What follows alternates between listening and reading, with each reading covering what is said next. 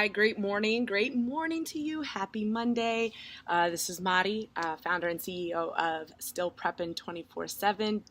Don't forget the letter N on Still Preppin', because we are every day positively restoring and empowering people every single day, 24/7. This is what I do now. This is my full-time position. I have resigned from teaching so that I can pursue this passion full-time, and I am so excited to be talking to you today about our topic of the week on Mondays with Madi. I was having dinner with my sister, and she was extra vulnerable, and she was tearing up, and she was talking to me about some of the things going on, and she said to me, there's a lesson I've learned in being vulnerable. And I was like, oh man, that's good stuff. And I was like, do you mind if I write that down and use that as material?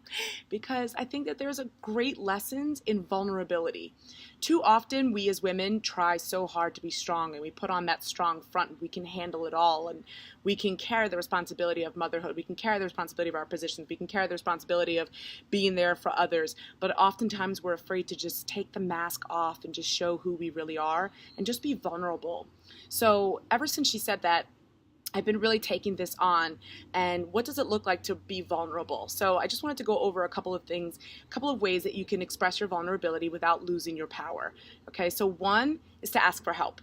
I think too often we're afraid to ask for help because we think it makes us look weak, but in the end, it's what helps us de-stress. It's what helps us get rid of all of that built up aggression. And also, sometimes the spouses in our lives or the people that we love in our lives, they don't quite understand what we need. So it empowers them to help empower us. So that's number one, is to ask for help. Number two, don't be afraid to have some me time.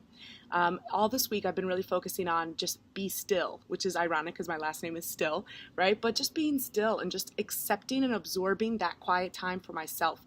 I think that sometimes we're afraid to say that we need that time. Okay, and you need that time so that you can fill your tank, so that you can fill the tank in others. And then last but not least, number three, don't be afraid of your truth. If you're having a terrible week, for me, it's admitting to my clients, hey, I'm having a really crappy week eating wise. I'm not making the best choices. I'm back on my game this week. Sometimes it's being honest with, your spouse and just saying, hey, you know what? I'm not in the best place mentally. I just need some time to myself. Or I'm searching for who I am and I don't know who she is right now. And I could really use some support in finding that. So just be honest and just absorb your truth and love your truth and expose your truth. I hope this was helpful for everybody. Lessons in vulnerability. Go be vulnerable this week, and don't make apologies for who you are and who you're finding yourself to be. Have a great Monday, everybody.